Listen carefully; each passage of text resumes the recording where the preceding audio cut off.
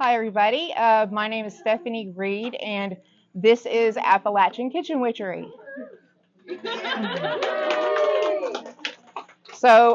Anytime I teach a workshop like this, I always want to start with the basics. And the basic in this particular topic would be folk magic. And it's also the topic of the day, right? So, what is folk magic, right? So, it is an admixture of traditional practices from other places. And we're going to talk about American folk magic. So we're talking about the old country. By that, we're talking Scotland, Ireland, Germany, southern Appalachia, too. There was pockets of Germans in southern Appalachia. We're also talking about Africa, mostly West Africa and Central Africa, and Native Americans. In southern Appalachia, we're mostly talking about the Cherokee. Folk magic is low magic as opposed to high magic, ceremonial magic. Uh, it is both contagious and sympathetic.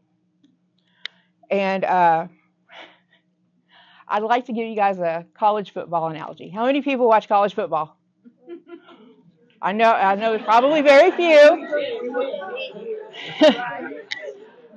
I have I happen to be a college football fan. Roll Tide. Sorry. But you can think of American folk magic as the SEC, and the different types of folk magic as the different SEC teams. Now, technically, all of them are different, and we each probably have a preference. I know I do. My husband has a completely opposite team from me. But at the national championship game, we all just want a SEC team to win. So we have different flavors of folk magic, but they all exist under the same umbrella. And they're all related to one another as well. So what we're here to talk about today is Appalachian Kitchen Witchery, which falls under Appalachian folk magic. It is an oral tradition. And the reason for that, I would like to dispel a rumor. A lot of people believe that Appalachian magic is an oral tradition to keep outsiders from learning the secrets and the myths. It's not true. If you really think about it, Appalachians did not know how to read or write. That's the main reason that it is an oral tradition. It has ties to the old country, which is Scotland and Ireland.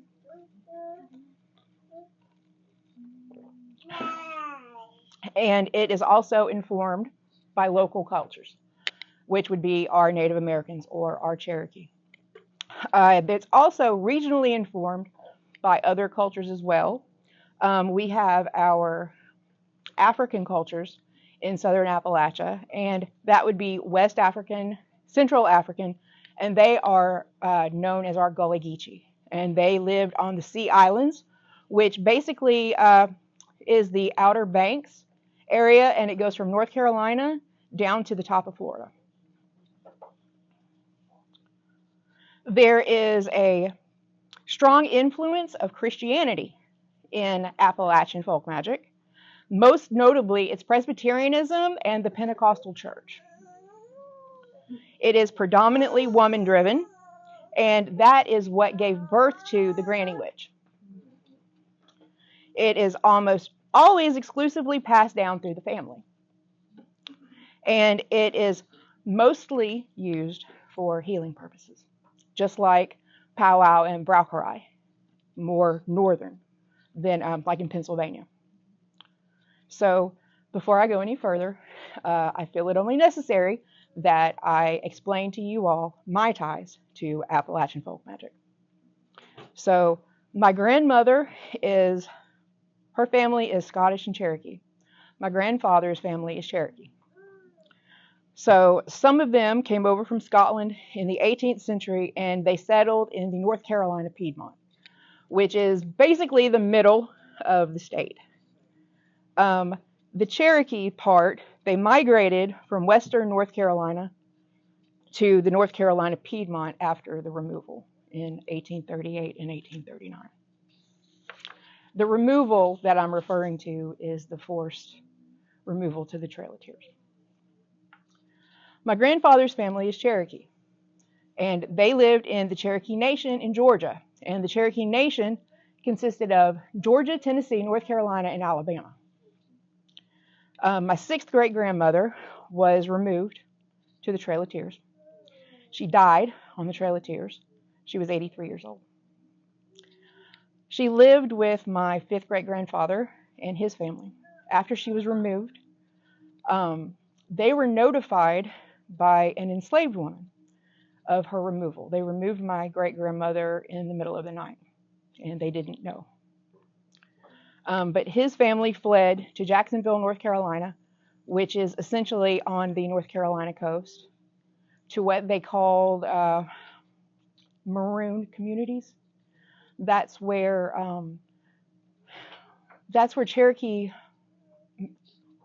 ran to, or fled to rather, when they were trying to escape removal.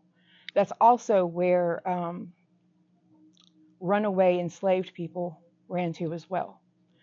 And Jacksonville, North Carolina, there was a community of Gullah Geechee living there as well. So you see, that is where you find Europeans, Cherokee, and Africans coming together.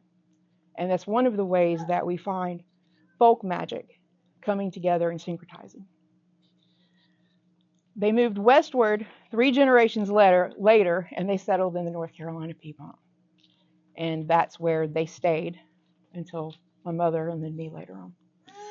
I learned primarily from my great-grandmother, who was in that line, and she was Scottish and Cherokee, and she was married to a Scottish Cherokee. There was a lot of intermarriage between the Scottish and the Cherokee, mostly because they had a lot in common. So, what is the purpose of Appalachian Kitchen Witchery? Why are we here? Why the kitchen? Because the kitchen is the heart of the Appalachian life. The most time spent is spent in the kitchen. And a lot of times, the kitchen was the biggest room in the house. Even more so, a lot of times, the kitchen was the only room in the house. You slept there, you ate there, you spent time with your family there, and there was no running water or bathrooms back then, so you had to go elsewhere for that. That was, again, where you spent most of the time with your family, and that was also where you had your heat sources. So that's where your fireplace would be, if you were lucky to have a fireplace, or if you were even luckier to have a stove later on, a wood-burning stove, or way later on an electric stove. Those who didn't have those luxuries had an open fire pit out in their yard somewhere. And unfortunately, fortunately for some, that was the case most of the time. So what are the components of the Appalachian kitchen? I will tell you guys the components that you don't already know or are aware of or actually use in your homes, because we could go all day with that, right? So in the kitchen, you have the fireplace, as I just said, or you have the outdoors where you would have your fire. The tools, which may be different to some of you may use these. I use these in my kitchen. You have your cast irons, your skillets, and your cauldrons. You also have your mortar and pestle. They use these very often. Your plant allies. They were either grown in a garden or they were wildcrafted. Wildcrafted means that they were sourced naturally, growing either in meadows, fields, the yard, anywhere where they could find them. They were roots, herbs, barks, berries, anything that they could find. As I discussed before, healing is the primary function of Appalachian folk magic. Even though you can use it for other things, and I will bring that up. It could be used for your apothecary. Obviously, if it's for healing you're going to have your kitchen as your apothecary. You would have your various household spices. If you were lucky enough to have them, you would have various household spices. You would have your nutmeg, your ginger, your cinnamon. You might have vanilla beans if you were really, really lucky, because those are very, very expensive, especially way back in the day. They were extremely expensive. You would have your salt, your sugar, things like that. But you would also have your local plant allies, or what you would find in your yard. Now, those of you who have already scanned the QR code, this will take you to a booklet, and in that booklet is a list of plant allies that is found locally in Middle Tennessee. You can find them in your yard. You can find them on the side of the road. They're mostly known as weeds. They are not weeds at all. Most of them have medicinal, actually all of them have medicinal properties. They also have folk magic properties as well. And in this list, in the booklet, I have listed both the medicinal homeopathic properties and the folk magic properties. And on some of them, I actually give you some uses for them too. Just a few of them, just in case you haven't already scanned the QR code. And you're welcome to at any time after I'm finished talking, if you haven't done it already, to come scan it. But one of the most important ones, and the one that I learned first, was plantain. It is used big time with the Cherokee. I found out in the worst way possible of its uses, because my father always said that it was a weed, even though he too is Appalachian. He comes from Appalachian roots. He's Cherokee and Scottish and Irish. He always said that it was a weed. He always wanted it always grew in our driveway. We had a gravel driveway growing up, right? And he always said it was a weed. He always wanted to whack it down. And I went to Graham, North Carolina, which is where my mother's family lives, and my mother. And I was at my great-grandparents' house, and I tried to pull it up because my dad said it was a weed. My great-grandfather jumped all over my case because it's not a weed, it's medicine. And he showed me exactly what I could do with it, which came very handy that year because I got bitten by bugs all over the place. So he showed me how to make a poultice out of it and tie it to bug bites. And it's a very soothing skin poultice that you can make out of it. So plantain, extremely important, even though it's been deemed a weed. Goldenrod is an anti-inflammatory. It's good for urinary tract health, and it's good in luck and money. Passion flower. I love passion flower. Everybody thinks, or not everybody, but a lot of people think that the iris is the only Tennessee state flower. It's not. The passion flower is also one of the Tennessee state flowers, as is the Tennessee coneflower, which the coneflower is also known as echinacea. So echinacea is one of the Tennessee state flowers. Both of them have medicinal properties. Both of them have folk magic properties as well. And that is not a coincidence, because we know that Tennessee is named after a Cherokee village, right? But the passion flower is of wonderful, wonderful medicinal properties. It relieves anxiety and stress. You can use it as a sleep aid. It is basically nature's Valium, and it's wonderful. In folk magic, you can use it in dream work. Sassafras grows everywhere around here. It is a great, if you use the bark or if the roots, you can make it into a tea. It is a great detoxifier. It's great for your liver. On here, I do have detoxification. Yes, I have detoxification. It's also really good for prosperity. If you carry a piece of the bark in your wallet, and there's another one on here like that too, it will help bring money into your life. Mullein grows everywhere around here. You can't turn around without hitting a giant mullein plant. Wonderful for the lungs, for the bronchial. It produces mucus that you can cough up, especially during allergy time, especially in the winter time too. You can also use it with wormwood to call spirits. By itself, you can ward against spirits or haints. And also, I don't know if I put this in the booklet or not, but I'll just tell y'all. American nightshade and pokeweed, two different plants. A lot of people get them confused. However, they kind of do the same thing, and you can do the same thing with them. You can cook the leaves. They have to be young. Pokeweed, it's poke salad. It's the same thing. It's very good. You have to know what you're doing. If you don't know what you're doing, you can really hurt yourself very badly. You can wind up in the hospital, and it could potentially cause death. The American nightshade is just that. It's nightshade. You can do the same thing. You kill yourself potentially, but the leaves, if young and cooked properly, are good. Now, from a folk magic standpoint, I don't have to tell you guys.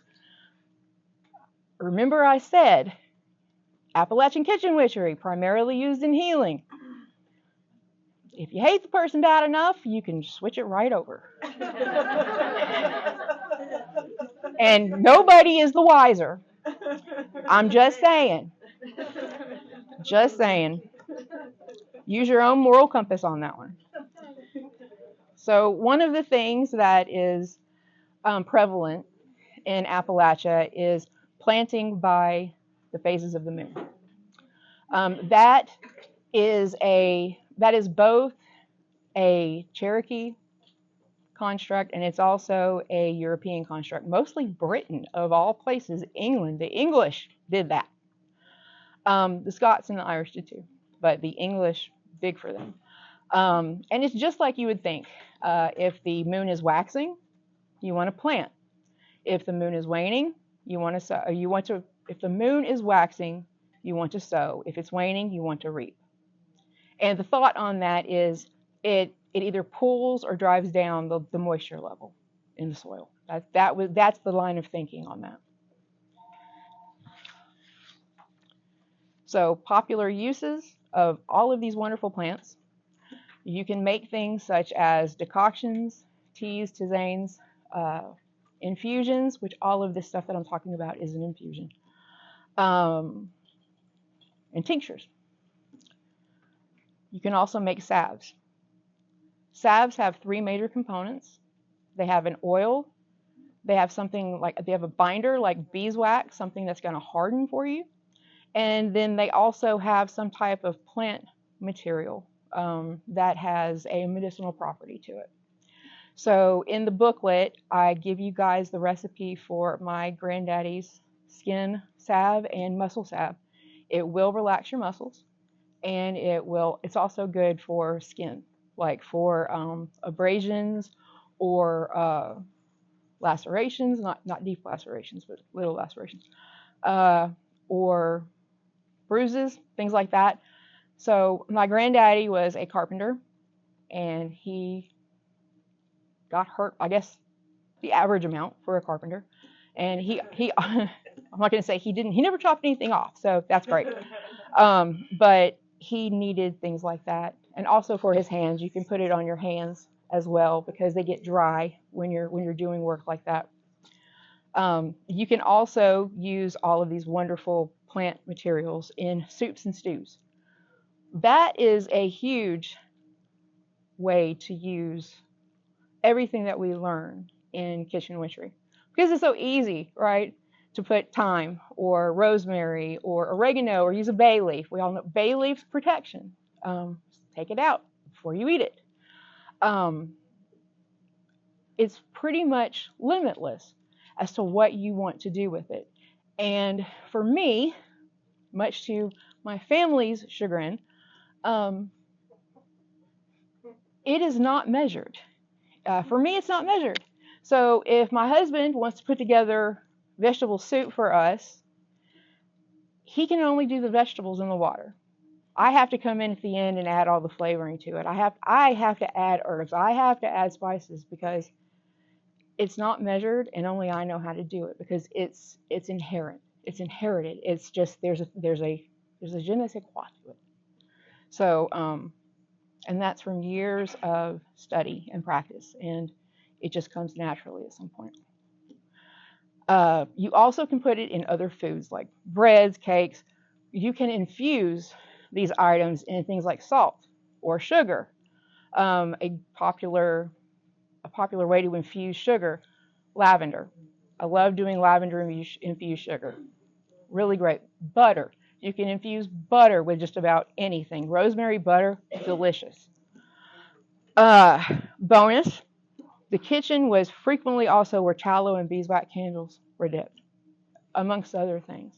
So you can extend what you do in the kitchen beyond just food. And they did quite frequently because it was also, you made candles there. It was your hospital. It was where you made your food. It was where you had your heart-to-hearts. If it was one room, it was also where you dressed and laid your dead out as well.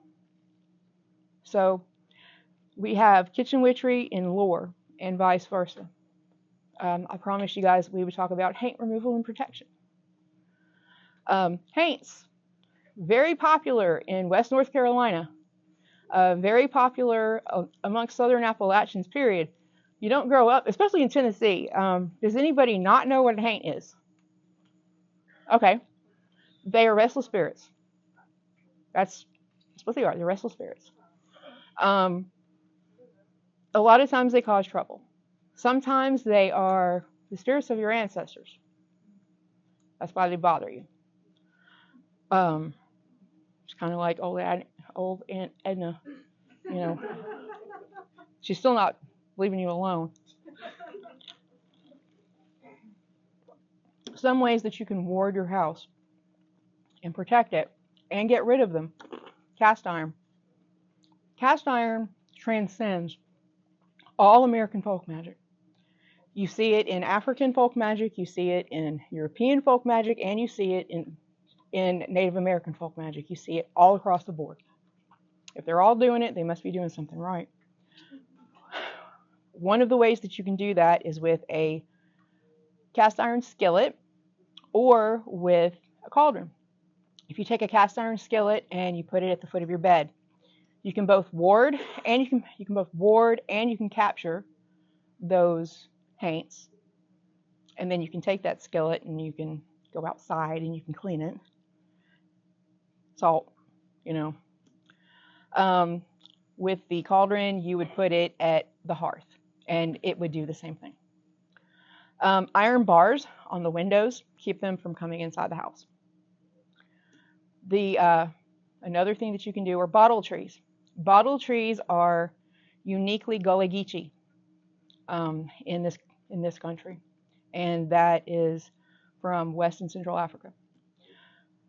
Traditionally, you would take blue bottles, preferably cobalt, and you would either put them on the branches of the tree or you would hang them upside down, and they would capture the spirits, and the spirits wouldn't be able to get back out, and then you would dispose of those. The other is haint blue. You can't go to South Carolina without seeing haint blue. You can't go to North Carolina without seeing haint blue, and you can't go to Georgia without seeing haint blue. You just see it everywhere. It is a soft pale blue, and it is slightly more muted than North Carolina Tar Heel blue. So back to the football. And it was originally made anyway. We're not thinking Sherwin-Williams here. It was originally made with lime wash, indigo, crushed eggshells or clay, and milk or water to bind it. So, secrets told. I'll give you guys some secrets from my family. I've never done this before. I will probably never do it again. I've taught a lot of classes like this. One thing before my great-grandmother died, the one that taught me, that she talked about quite a bit, and my grandmother and my mother both turned their noses up at learning this stuff. They said they were too Christian to learn it. My great-grandmother was Pentecostal. You don't get more Christian than that. She spoke in tongues. So she was very Christian. I chose to learn from her because I loved her. But she talked about potash cakes. Has anybody ever heard of potash cakes before? Awesome. Awesome.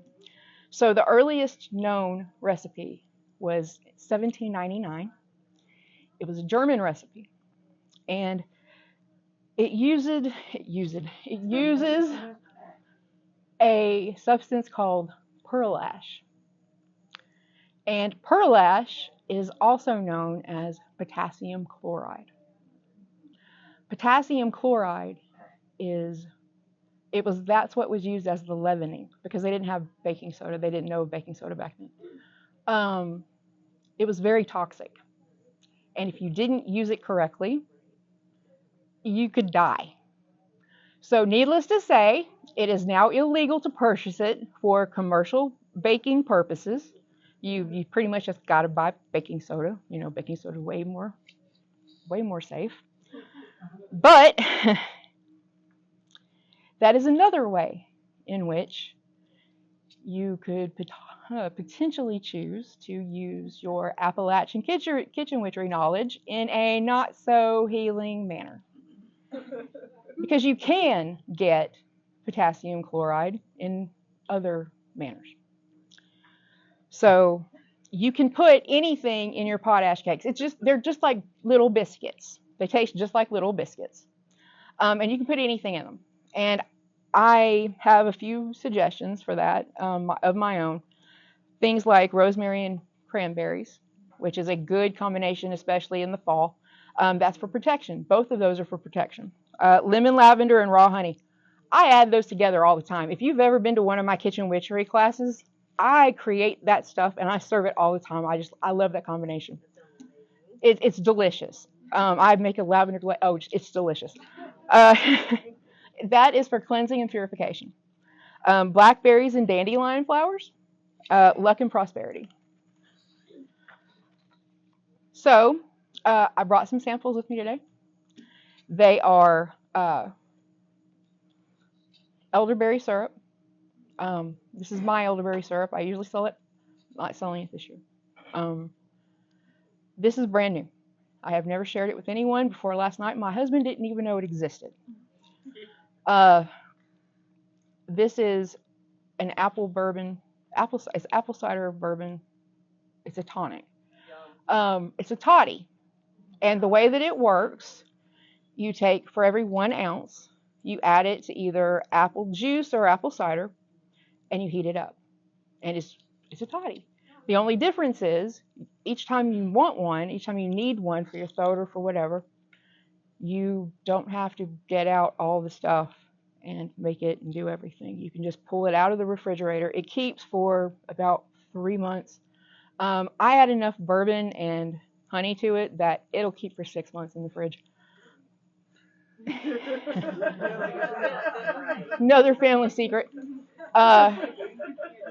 You would add 1 ounce to 6 ounces of liquid, and you would heat it up and drink it. So we have that. And the other things that you have, if you've downloaded or if you've scanned the QR code, there are recipes for my granddaddy's skin salve. There's the recipe for potash cakes. What else is there? And there is a recipe for elderberry syrup. It is my family's elderberry syrup. It is not my elderberry syrup. I just wanted. That is a secret only I know. So, thank you all. Does anybody have any questions? Yes.